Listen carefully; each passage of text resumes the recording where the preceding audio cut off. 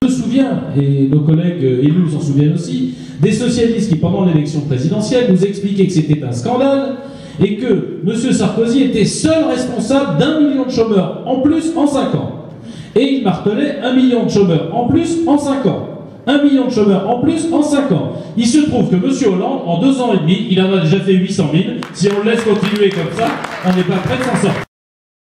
On demande aux Français de confier un mandat pendant 5 ans à des élus sans leur dire quels seront leurs pouvoirs, quelles seront leurs prérogatives et quels seront les moyens dont ils seront dotés. Et il y a une imposture à la fois du Parti socialiste qui veut cacher cette élection pour essayer d'éviter la déroute que les Français auraient envie de leur infliger. Et il y a une autre imposture qui est un détournement de voix. C'est en l'occurrence ce qu'essaye de faire Mme Le Pen et l'extrême droite. Il essaye de faire croire que si les gens votent pour l'extrême droite, alors oui, cette fois-ci, François Hollande aura pris une bonne leçon. J'ai malheureusement une triste nouvelle à vous annoncer. Et c'est pas un poisson d'avril. Le 1er avril, quel que soit le vote des Français, François Hollande sera encore à l'Élysée. Parce que quand on ne combat plus idéologiquement, c'est-à-dire les idées, on s'affaiblit politiquement. Je veux quand même rappeler ici, d'abord que le Front National, l'extrême droite, n'est pas un parti républicain. Pourquoi ce n'est pas un parti? C'est un parti légal. Mais il ne suffit pas d'être légal pour être républicain.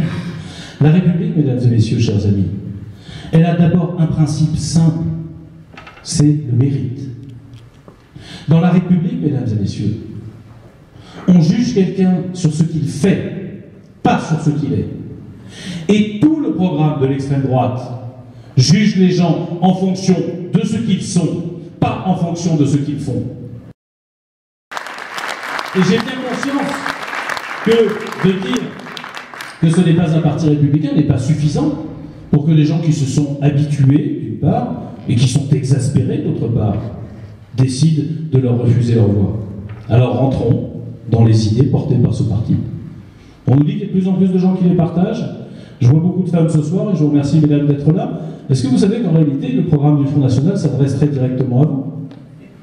Ben oui, il vous propose en l'occurrence un salaire familial. En clair, que vous retourniez à la maison avec les chiffons, les casseroles, les torchons et les bambins. C'est l'avenir que le Front National vous réserve. C'est quand même ça dans son programme. Le moyen de lutter contre le chômage, c'est que les femmes arrêtent de travailler. C'est assez facile, pourquoi personne ne le dit? Vous avez dans le programme du Front National un truc extraordinaire, que même, pardon, les communistes n'osent plus dire. Ils réclament la retraite à 60 ans. Ah, quand on veut raconter les imbécilités, on peut aussi la demander à 55 ans, pourquoi pas 50 d'ailleurs, jamais personne ne sait comment on paye. Même les communistes n'osent plus ce genre de démagogie et d'imposture. Même les communistes, c'est dire. Je ne suis pas sûr que Mélenchon aurait le courage de dire une pareille ânerie. C'est écrit et c'est dans leur programme.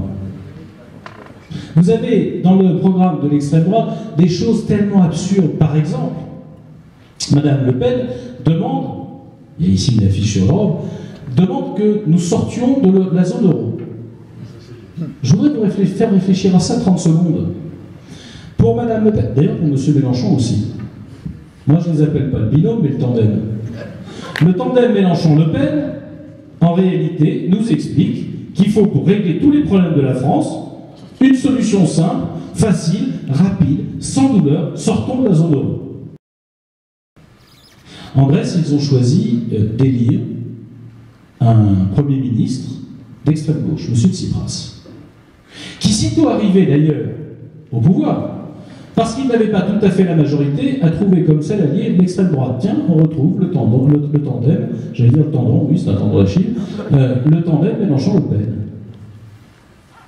Et M. Tsipras, qui a fait toute la campagne sur l'idée qu'il fallait sortir de l'euro, du jour où il est rentré dans la résidence du Premier ministre grec, a commencé à dire on va regarder, on va réfléchir.